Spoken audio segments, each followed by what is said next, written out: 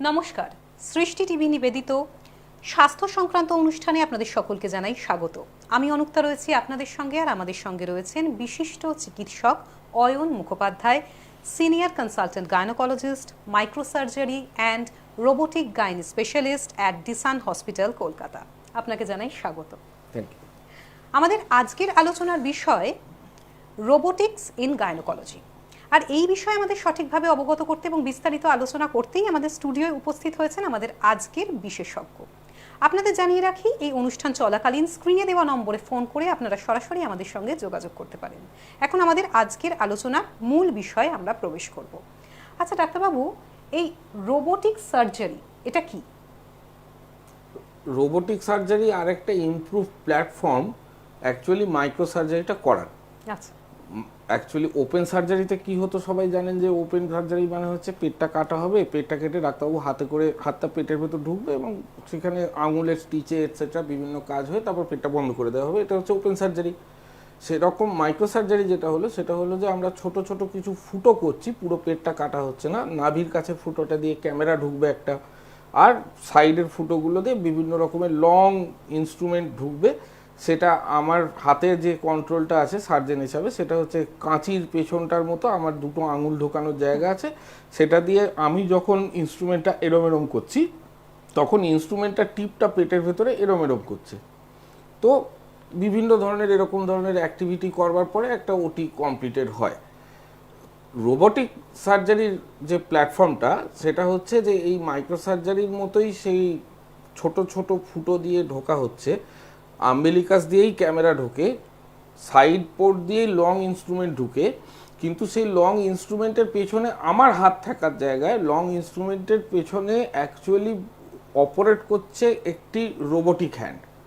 ইনস্ট্রুমেন্টগুলোকে operate করছে। ইনস্ট্রুমেন্টগুলো micro সার্জারির থেকে তুলনায় ডিফারেন্ট। কেন ডিফারেন্ট একটু পরে বলছি। আর মেন রোবোটিক যে কন্ট্রোলটা করছে সেই কন্ট্রোলগুলো এক একটা বুম মানে লম্বা থামের মতো, সেখান থেকে আবার নিচের দিকে এরমভাবে নেমে এসছে হ্যান্ডসগুলো, এবং সেই হ্যান্ডসগুলোর সাথে লাগানো আছে হচ্ছে যে লং ইনস্ট্রুমেন্টটা মানুষের পেটের ভেতর ঢুকবে এবং তার এন্ডে অ্যাকচুয়াল কাজটা হচ্ছে। তো ডিফারেন্সটা কোথায় হচ্ছে না, মাইক্রো সার্জারিতে আমাদের ইনস্ট্রুমেন্টগুলো আমরা হাতে করে ইনস্ট্রুমেন্টের পেছন দিয়ে কন্ট্রোলটা করছি। লম্বা ইনস্ট্রুমেন্ট, পেছনে কাঁচির মতো ফুটো আছে, কাঁচির পেছনে যেরকম দুটো ফুটো থাকে আঙুল ঢোকানোর জন্য। কিন্তু রোবোটিক সার্জারির যে লং ইনস্ট্রুমেন্টগুলো, সেই ইনস্ট্রুমেন্টের পেছনে আমার হাতের জায়গায় রোবোটিক্সের 4টে কানেকশান আছে। সেই কানেকশানগুলোর কম্বিনেশানে লং ইনস্ট্রুমেন্টের এন্ডের যে পোর্শনটা পেটের ভেতর ঢুকেছে সেই পোর্শনটা বিভিন্ন রকমের মুভমেন্ট করতে পারে। মাইক্রো সার্জারিতে শুধু এই মুভমেন্টটা করতে পারবে, এই মুভমেন্টটা করতে পারবে। রোবোটিক্সের ইনস্ট্রুমেন্টগুলো সমস্ত রকম এই মুভমেন্ট, এই মুভমেন্ট, এই মুভমেন্ট, এবং শুধু তাই না, সার্কুলার এই রিস্ট মুভমেন্ট, এবং যেহেতু লম্বা থামটা থেকে ঝুলে আছে হাতের মতো, সুতরাং এই মুভমেন্টটা এই সমস্ত মুভমেন্টগুলো সমস্ত অ্যাক্সিস যতগুলো ভাবা যেতে পারে, অ্যাকচুয়ালি 11খানা টোটাল অ্যাক্সিসে আর্মটা রোটেট করে কাজ করতে পারে। সেই কাজগুলো ডেক্সট্রিসিটি অনেক পাল্টে গেল না। ধরুন মানে এই রোটেশন এবং তার সাথে এই মুভমেন্ট, এই জিনিসটা কখনো মাইক্রো সার্জারির ইনস্ট্রুমেন্ট দিয়ে সম্ভব না, ওটা একমাত্র রোবোটিক সার্জারির ইনস্ট্রুমেন্টটা দিয়েই সম্ভব। সুতরাং আমরা অনেক বেটার আউটকাম দিতে পারি সার্জারিগুলোর মাইক্রো সার্জারির তুলনায়।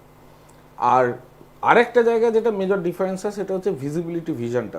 আপনি এখন যখন টিভি দেখছেন বা মোবাইলে এই প্রোগ্রামটা দেখছেন তখন আপনি অ্যাকচুয়ালি 2Dতে দেখছেন। ডিফারেন্সটা কি না, এটাতে কোনো ডেপথ পারসেপশন বুঝতে পারবেন না। কেমন আমি বলছি, আমার দুটো হাতের দিকে দেখুন, আমার বাঁ হাতটা মানে যে হাতে ঘড়ি নেই সেই হাতটা আমি একটু সামনের দিকে এগিয়ে এনেছি। যদি আপনি ক্যামেরা দিয়ে ফলো করেন তাহলে দেখবেন যে মোটামুটি কিন্তু কতটা সামনে কতটা পেছনে সেটা কিন্তু বোঝা যাচ্ছে না। বুঝতে পারছেন কি বুঝতে পারছেন না?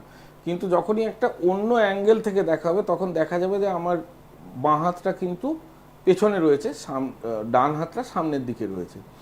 এই যে 3Dর পারসেপশনটা, এই 3D পারসেপশনটা একমাত্র রোবোটিক সার্জারির সময়তেই আমরা পেতে পারি।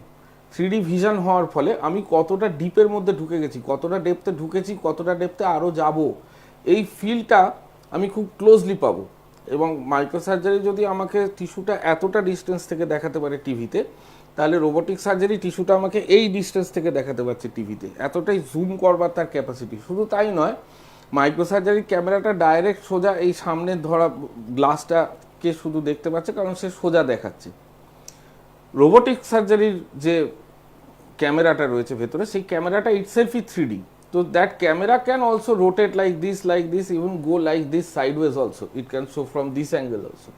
সো আমার যদি গ্লাসটা আমার টার্গেট অর্গান হয়, আমি বলতে চাইছি, তো সেটা অনেক বেশি অ্যাডভান্টেজ দেয়। তার ফলে বিভিন্ন রকমের সার্জারিতে যদি খুব ডিম্যান্ডিং স্কিলস দরকার হয়, সেই ক্ষেত্রে মাইক্রোসার্জারির ইনস্ট্রুমেন্টগুলো পৌঁছতে পারবে না। রোবোটিক সার্জারির ইনস্ট্রুমেন্টগুলো দিয়ে আমরা অনেক বেটার অনেক বেটার ডিজিজ ক্লিয়ারেন্স করে, অনেক বেটার রিমুভাল করে, অনেক প্রোটেকশন দিয়ে, যে জিনিসটা হাত লাগার কথা নয় সেটা হাত না লেগে সুন্দরভাবে মাইক্রোসার্জারিটা খুব ভালো পারফর্ম করা যায়। এটা হচ্ছে মেন রোবোটিক ইনস্ট্রুমেন্টের প্ল্যাটফর্মটা। আচ্ছা, একটা প্রশ্ন সকলের মধ্যেই আছে, কারণ আমরা সাধারণ মানুষ, আমাদের মধ্যে কৌতূহল তো থাকবেই, সেটা হচ্ছে রোবটটা কি নিজে সার্জারি করে? না, রোবটটা কখনোই নিজে সার্জারি করে না। অ্যাকচুয়ালি আমি একটা কনসোলে বসে আছি যেখানে 3D ভিশনটা আমি দেখতে পাচ্ছি, এবং তারপর আমার হাতে কিছু জয়স্টিক্স আছে, জয়স্টিক্স দু হাতেই আছে, আর পায়ে কিছু কন্ট্রোলস আছে, পায়ে পেডাল দাবানোর কিছু কন্ট্রোলস আছে। ওইটা দিয়ে আমি রোবটটাকে কন্ট্রোল করছি এবং রোবটটাকে ইনপুট দিচ্ছি আমি, যে রোবটটাকে কি করতে হবে, আমি কি চাইছি, what movement is to be done. রোবটটা নিজে ভেবে কোনো মুভমেন্ট করবে না, যতক্ষণ না আমি তাকে কিছু বলবো সে স্টিল হয়ে দাঁড়িয়ে থাকবে, ইভেন পেটের ভেতর ঢুকেও স্টিল হয়ে দাঁড়িয়ে থাকবে। আমি যে জিনিসটা করতে বলবো, আমি যেখানে বসে আছি অ্যাকচুয়ালি সেই জায়গাটা একটা ম্যাগনেটিক ফিল্ড আছে। ম্যাগনেটিক ফিল্ড থাকার ফলে আমি সেইটার মধ্যে জয়স্টিকটা যে মুভমেন্টটা করছি, এরম যা করছি, সেই মুভমেন্টটা পেটের ভেতরে সেই লং ইনস্ট্রুমেন্টটা ভেতরে ঢুকে সেই মুভমেন্টটাকে রেপ্লিকেট করছে। এই কাজটা করিয়ে দিচ্ছে রোবট। রোবট নিজে কিছু সার্জারি করছে না। আচ্ছা, এখন চলে আসি যেটা একদম আমাদের মূল বিষয়, গাইনোকোলজির ক্ষেত্রে। সেক্ষেত্রে রোবোটিক সার্জারির গুরুত্ব কতটা? রোবোটিক সার্জারির গুরুত্ব গাইনোকোলজি থেকে শুরু করে যে কোনো সার্জারি যেটা একটা ক্লোজড স্পেসের মধ্যে সার্জারি, অর্থোপেডিক্স না, মানে খোলা কিছু নয়, কোনো ক্যাভিটির মধ্যে, অর্থাৎ কোনো পেটের মধ্যে, কোনো ছাতির মধ্যে, গলার এইটুকুনি ছোট স্পেসের মধ্যে, সরি একটু তো গলার ওই ছোট স্পেসটার মধ্যে যদি আমাদের কোনো জায়গায় আমাদের ওটি করতে হয়, এই যে স্পেসের মধ্যে ওটিটা কিন্তু আমরা বেটার অ্যাক্সেস পাই এবং বেটার ভাবে করতে পারি। সুতরাং গাইনির যে সার্জারিগুলো লাগে, যেমন ধরুন হিস্টেরেক্টমি, সিস্টেক্টমি, মায়োমেক্টমি এটসেট্রা। আচ্ছা, মানে আমরা যেটা বুঝতে পারছি সেটা হচ্ছে ল্যাপ্রোস্কোপিক থেকে, মানে একদিকে ওপেন সার্জারি যেটা একদম প্রথাগত, যেটা আমরা প্রথম থেকে দেখছি, তারপরে এলো ল্যাপ্রোস্কোপিক, এবং তারপরে একদম অত্যাধুনিক যেটা, সেটা হচ্ছে রোবোটিক্স। এই রোবোটিক্স নিয়ে আমাদের মধ্যে কিন্তু আগ্রহ, কৌতূহলের শেষ নেই, এবং সেটাই কিন্তু আমরা আরও একটু বিশদে জানতে আজকে আমাদের সঙ্গে ডক্টর অয়ন মুখোপাধ্যায় রয়েছেন, তার সঙ্গে আমরা কথা বলছি। এবং যে জায়গায় আলোচনাটায় আমরা ছিলাম, আসলে আমি বারবার কৌতূহলী হয়ে গিয়ে বোধহয় আরও একটু বেশি প্রশ্ন করে ফেলছি যে এটা কি ওটা কি, কারণ একদম অত্যাধুনিক একটা বিষয়। এই বিষয় সম্পর্কে পেশেন্টের মনে, মানে আমি যদি সাধারণ মানুষ হয়ে আজকে বসে আছি, আমার মনেও কিন্তু শতাধিক প্রশ্ন আসছে, এবং তার জন্যই এতগুলো প্রশ্ন। এবং যে জায়গাটাতে আমরা ছিলাম সেটা হচ্ছে গাইনোকোলজিক্যাল ফিল্ডে এর গুরুত্ব কতটা।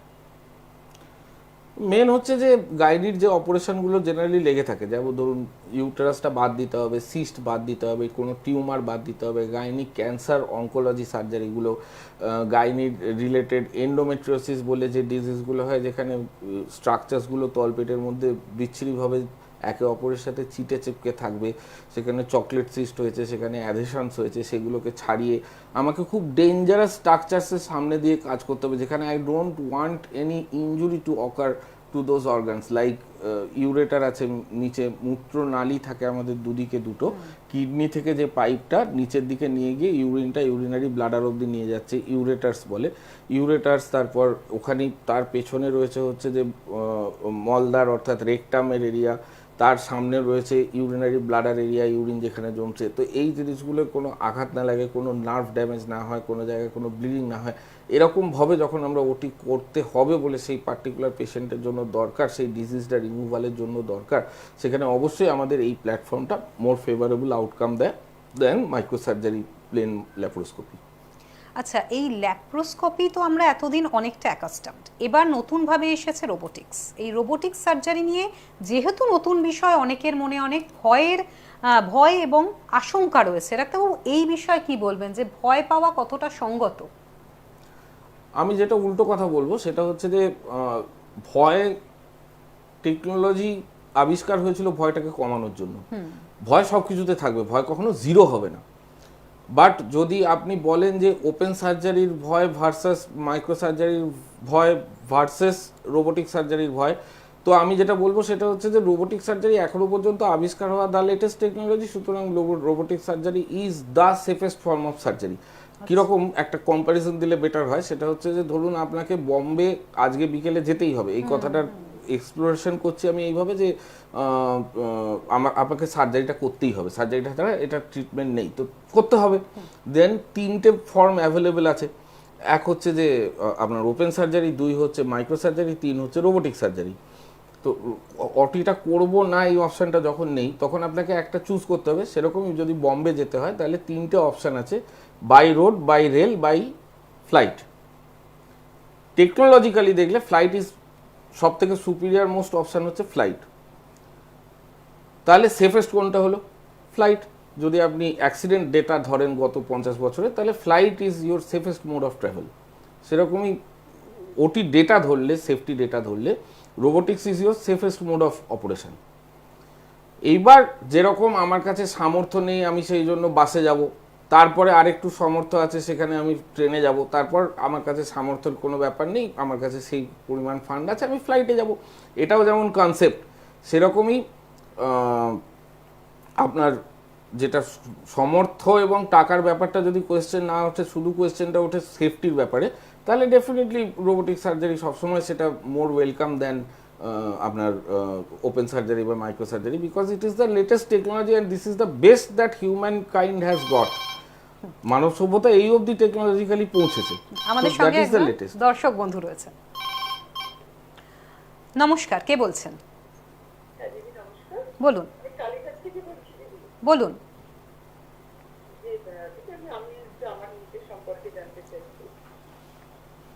হ্যাঁ, আপনি একটু জোরে বলুন, আমি শুনতে পাচ্ছি। হ্যাঁ, আমি বলছি যে দিদি ওই মানে জরায়ুর একটু প্রবলেম আছে, সেটা আপনাকে বলছি। হ্যাঁ বলুন বলুন, আপনার প্রশ্নটা বলুন। হ্যাঁ হ্যাঁ, আপনার প্রশ্নটা বলুন। আমার প্রশ্নটা হচ্ছে মানে উদ্রেক একটু প্রবলেম আছে। হ্যাঁ, মানে কি ধরনের সমস্যা সেটা ডাক্তারবাবুকে একটু বললে ওনার সুবিধা হবে এটাকে ডায়াগনোস করতে এবং বলতে। ডাক্তারবাবু শুনছি, আপনি বলুন কি বলতে চাইছেন। বলুন, ডাক্তারবাবু বলছে, শুনছেন। হ্যাঁ, মানে প্রেগনেন্সি ব্যাপারে একটু অসুবিধা, একটু গন্ডগোল আছে জরায়ুতে, ওই জন্যই জানতে চাইছি। হ্যাঁ, এই ধরনের ওটিগুলো করা যায়। এটা যদি কোনো জিনিস কেউ বলেছে আপনাকে, দেখেছে যে বলেছে কোনো ওটি লাগবে বলেছে বা কিছু বলেছে কি? না, ওরকম কিছু বলেনি। তোর সমস্যাটা কি না বললে আমি উত্তরটা দেবো কি করে? সমস্যাটা হচ্ছে যে আমার যেটা প্রবলেম, কিছু আসলে কিছু থাকছে না। আচ্ছা, আচ্ছা, আপনার প্রবলেম আচ্ছা, হচ্ছে recurrent pregnancy loss. Recurrent pregnancy loss is a completely separate subject. আমরা ডিল করি, আপনি চাইলে আমাকে কন্ট্যাক্ট করতে পারেন, কিন্তু এই প্রোগ্রামটার আজকে সেটার উপরে নয়। তো কাইন্ডলি ওইটা নিয়ে কিছু প্রশ্ন থাকলে আপনি বলতে পারেন। আপনি সঙ্গে থাকুন, অনুষ্ঠানের সঙ্গে থাকুন, এবং ডাক্তারবাবুর যে যোগাযোগ নম্বর সেটা কিন্তু আপনারা স্ক্রিনে দেখতে পাবেন। আপনারা যারা যোগাযোগ করতে চান তার সঙ্গে সরাসরি করতে পারেন। আচ্ছা, যে আলোচনায় ছিলাম সেটা হচ্ছে রোবোটিক্স ইন গাইনোকোলজি। একটা কথা প্রসঙ্গত উঠে আসলো, সেটা হচ্ছে একদম অত্যাধুনিক একটা বিষয় হচ্ছে রোবোটিক সার্জারি। তো প্রশিক্ষণ, চিকিৎসকদের কিভাবে প্রশিক্ষিত করা হয়েছে এই বিষয়ে? রিগরাস ট্রেনিং লাগে।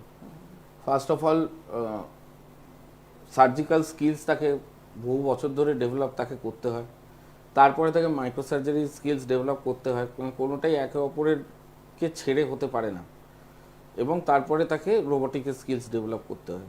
তো মানুষের শরীরের anatomy remains the same, the surgical principles also remains the same. How to use the instrument সেইটা হচ্ছে ট্রেনিং। বাদ বাকিটা তো সার্জারির প্রিন্সিপালস রিমেন দ্য সেম। এই অর্গানটা বাদ যাবে, এইখানটা ছোবে না, এইখানে ঢুকতে নেই, ওখানে হাত দিলে ব্লাড বেরোয়, এই কনসেপ্টটা সেম। তো তারপরে কিভাবে ইনস্ট্রুমেন্টগুলো ইউজ হচ্ছে দ্যাট টেক্স টাইম, ওটা একটা লার্নিং কার্ভ আছে, মানুষ আস্তে আস্তে আস্তে আস্তে শিখতে শিখতে যায়।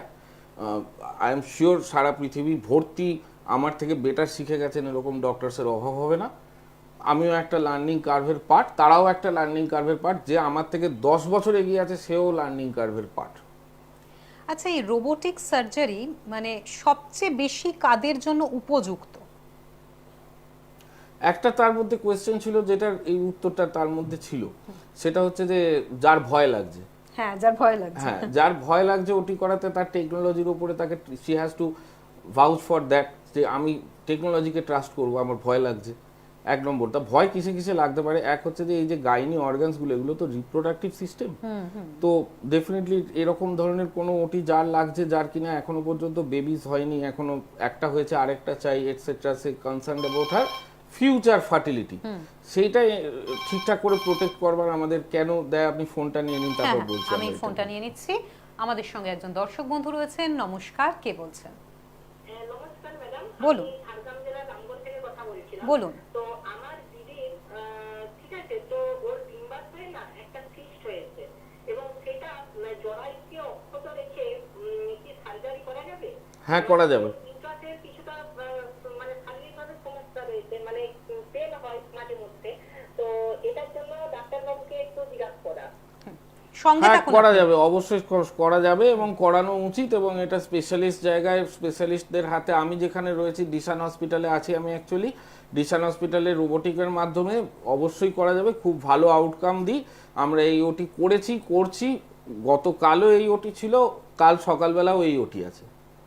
আচ্ছা ডাক্তারবাবু, আমরা মাঝে মাঝেই কল নিচ্ছি, কারণ মানুষ এই বিষয়ে জানতে চাইছেন, প্রত্যেকে উৎসাহী এবং আগ্রহী যে এই রোবোটিক সার্জারি কি একদম নতুন একটা কনসেপ্ট, নতুনভাবে অ্যাকসেপ্ট করতে হবে এবং টেকনোলজিক্যালি একটা হাই এবং অ্যাডভান্স কনসেপ্ট। এই যে এক্ষুনি যেটা নিয়ে বলছিলাম যে আমরা যেটা কাদের ক্ষেত্রে হ্যাঁ এটা সবচেয়ে বেশি উপযুক্ত। ওই যেটা বলছিলাম আমরা, ভয় কিসের ভয় হতে পারে। এক হচ্ছে patient is extremes of age, খুব বেশি এজ বা খুব কম এজ, ভয় লাগতে পারে, ট্রাস্ট দ্য রোবট। আপনার এক্সট্রিমস অফ বডি ওয়েট, বিভৎস পাতলা, বিভৎস মোটা, ভয় লাগবে, ট্রাস্ট দ্য রোবট। আপনার প্রি এক্সিস্টিং প্রবলেমস আছে, কার্ডিয়াক মানে হার্ট প্রবলেমস আছে, ফুসফুস প্রবলেমস আছে, হৃদয়ের প্রবলেম আছে, কিডনি প্রবলেমস আছে, আপনাকে বেশিক্ষণ অজ্ঞান করে রাখা যাবে না, আপনাকে বেশিক্ষণ ধরে ওটি বা স্ট্রেস আপনার বডিকে কোনো না কোনো কারণে দেয়া যাবে না, কিছু ফ্লুইড রেস্ট্রিকশনস আছে, এসব নানান ধরনের প্রবলেমস আছে, যেটা নিয়ে আবার ওই সেম কথা, ভয় লাগছে, ট্রাস্ট দ্য রোবট।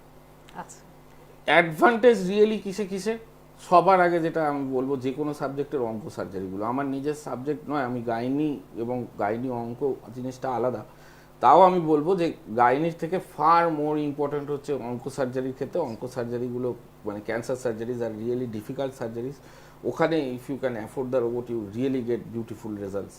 আমাদের ডিসান হসপিটালের গাইনি অঙ্ক এবং জেনারেল অঙ্কোলজির যে টিম রয়েছে, তারা each and every doctor is trained over robotic system and they can do it and they are doing it every day. আচ্ছা, একটু যদি কনসাইজ ভাবে বলেন বা টু দা পয়েন্ট, যে গাইনোকোলজিক্যাল কোন কোন প্রবলেমে সবচেয়ে বেশি রোবোটিক সার্জারি ব্যবহার হয়? অঙ্ক সার্জারি, এন্ডোমেট্রিওসিস, এবং সেই সিস্ট এবং টিউমারগুলোর সার্জারি যেটার পরে কেউ মা হওয়ার ইচ্ছা আছে, ইউটেরাসের টিউমার, ডিম্বাশয়ের সিস্ট, বিভিন্ন ধরনের সিস্ট, ডার্ময়েড, একটা চকলেট সিস্ট, একটা এমনি সিস্ট, ফাংশনাল সিস্ট, যে সিস্টের অপারেশন লাগবে, এবং সেই মহিলা যার এই অপারেশনটা টিউমার বা সিস্টের জন্য লাগছে, সেই মহিলা ভবিষ্যতে মা হতে চায়, তার ফার্টিলিটিটা প্রিজার্ভ করতে হবে, তো সেই মহিলার ক্ষেত্রে অগ্রগণ্য জায়গা দেওয়া উচিত রোবটকে। আচ্ছা, এই যে রোবোটিক সার্জারি, এই সার্জারি হওয়ার পর রিকভারি হতে কতদিন সময় লাগে? পেশেন্টের ধরুন আজকে বিকেলে ভর্তি হয়েছে, কাল সকালে ওটি হলো, কাল সারাদিন রইল, পরশুদিন বিকেলবেলা নাগাদ she is good to go home. মানে এতটা অ্যাডভান্সড একটা টেকনোলজি, যেটা সম্পর্কে আমরা এতদিন হয়তো অর্ধেক জানতাম, পুরোটা জানতাম না, বা ভাষা জানতাম, সেটা সম্পর্কে একটা ডিটেল আমরা যে আজকে আপনার মুখ থেকে শুনলাম, আমার মনে হয় আমরা যারা সাধারণ মানুষ এবং আমার দর্শক বন্ধুরা অনেকটা অবগত হলো এই বিষয়টাতে। আচ্ছা, সবচেয়ে কম যে বয়স থেকে রোবোটিক সার্জারি পারমিট করা যেতে পারে, সেটা কোন বয়স, মানে এজ গ্রুপটা কি সেটা? জন্মের পরেই কোনো বেবির যদি সার্জারি দরকার পড়ে, রোবোটিক ক্যান ডু দ্যাট। আচ্ছা, মৃত্যুর আগের দিন যদি কোনো মহিলার সার্জারি দরকার পড়ে, কোনো মানুষের সার্জারি দরকার পড়ে এবং সেটা যদি রোবোটিক্সে করা যায়, রোবোটিক ক্যান ডু দ্যাট। আচ্ছা, এবার একটা প্রশ্ন, সেটা হচ্ছে এই যে রোবোটিক সার্জারিতে যে রোবটটি থাকে তা সে কি হাত পা নাড়ায় এবং চোখ খোলা বন্ধ করে? এইটা কি কোথাও কমিকে দেখেছেন কিনা মনে হয়, কিন্তু অ্যাকচুয়ালি কি হয়, চারটে স্তম্ভ আছে চারটে, সেই চারটে থামের ওপর থেকে something like this hang down করে আছে, তার এই যে এন্ডটা আছে এই এন্ডের সাথে লং ইনস্ট্রুমেন্টটাকে লাগানো হবে, এই লং ইনস্ট্রুমেন্টটা আবার ঢুকেছে পেশেন্টের পেটের মধ্যে। তো that is the set up. আর একটা টাওয়ার রয়েছে, সেখানে মেন কম্পিউটারাইজ কন্ট্রোলগুলো, এনার্জি ডিভাইসগুলো রাখা আছে, তার ফারের কানেকশন এবং ভিশনটা রয়েছে। আর একটা কনসোল আছে যেখানে আমি বসে আছি, ম্যাগনেটিক ফিল্ডটা আছে আর আমি ওটি করছি, তিনটে পার্ট মিলিয়ে। আচ্ছা, ফোনটা নিয়ে নিচ্ছি। আমাদের সঙ্গে একজন দর্শক বন্ধু আছেন। নমস্কার, কে বলছেন? হ্যাঁ বলুন। হুম।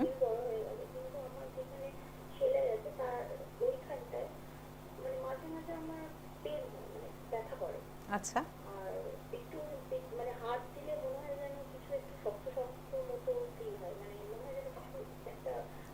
আমার একটা প্রশ্ন আছে, আপনার কি এই ব্যথাটা মেন্সেসের সময় অর্থাৎ পিরিয়ডের সময় বাড়ে, বা ওই শক্ত হওয়াটা পিরিয়ডের সময় বেশি জোরে শক্ত হয়?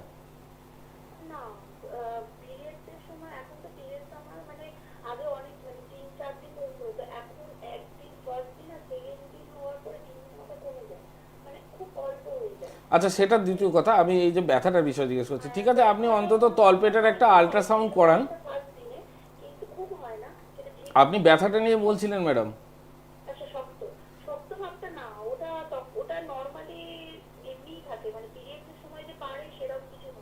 হ্যাঁ, তো তাহলে আপনি মিনিমাম একটা আল্ট্রাসাউন্ড করান, তলপেটের একটা আল্ট্রাসাউন্ড করান, কিছু প্রবলেম আছে কিনা দেখা যাবে, ধরা পড়ে যাবে।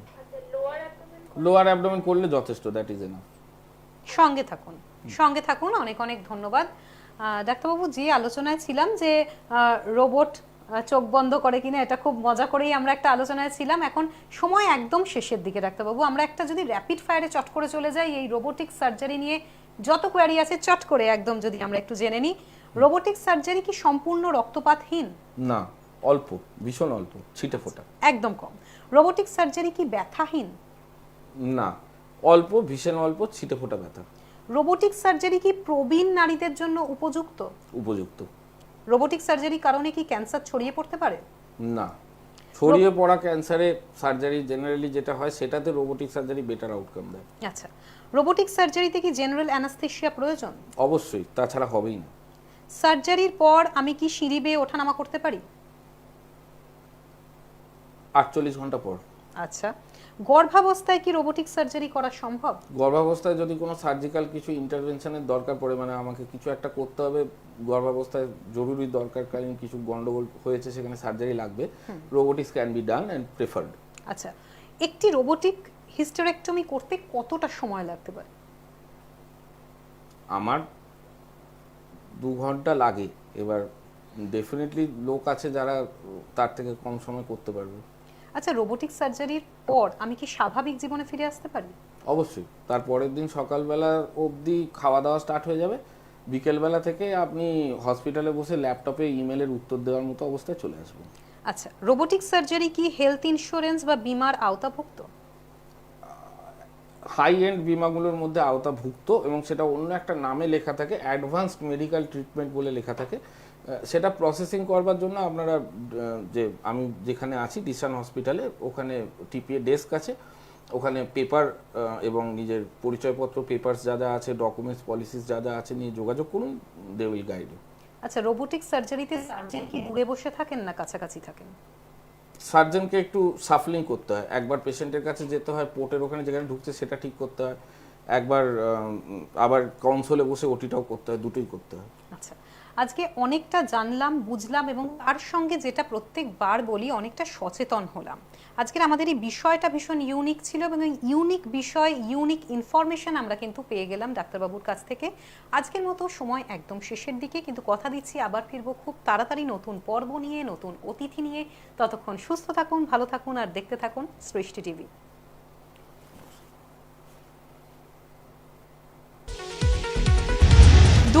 দূরে নেই অচেনা আচেনা, তাই অচেনাকে জানতে প্রান্তে বা সীমান্তে চোখ থাকবে শুধুমাত্র